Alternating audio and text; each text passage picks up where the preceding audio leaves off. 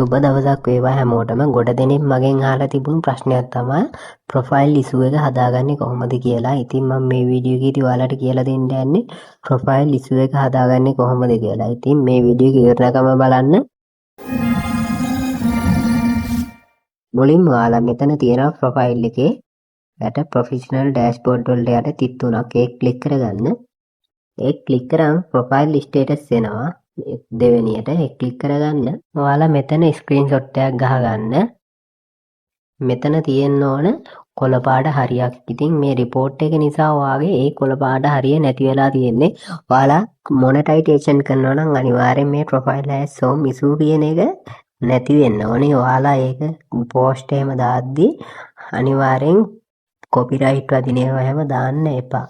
ඉතින් ඔයාලා පෝස්ට් දාද්දි ගොඩක් සැලකිලිමත් වෙන්න.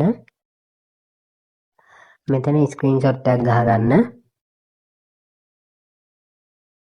ඊට පස්සේ ඔයාලා ආයෙත් ප්‍රොෆයිල් එකට ගිහින් ප්‍රොෆෙෂනල් ඩෑෂ්බෝඩ් වලට යන්න. එතනට ගියාම මෙතන ආයෙත් පෙන්නනවා ප්‍රොෆයිල් has some issue කියලා. ඔයාලා මෙතනත් ස්ක්‍රීන්ෂොට් එකක් ගහගන්න. ඊට පස්සේ ඔයාලා මෙතන ඉරි කැලි තුනක් තියෙනවා. ඒ ඉරි කැලි තුන ක්ලික් කරගන්න. ඊට පස්සේ මෙතන තියෙනවා help and support කියලා. ඒක ක්ලික් කරගන්න. ඒක ක්ලික් කරාම report a problem කියලා එනවා. ඒක ක්ලික් කරගෙන continue to report a problem කියලා එනවා. ඊට පස්සේ ඒකට යන්න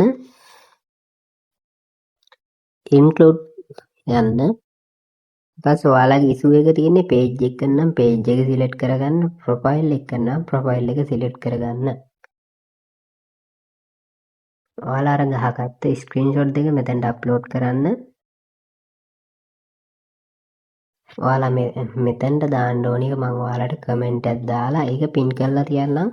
ඔයාලා ඒක කොපි කරගෙන මෙතනට පේස්ට් කරන්න. ඒ මෙතනට දාද්දී ඔයාලගේ ප්‍රොෆයිල් එකේ ලින්ක් එක ඔයාලා දාන්න.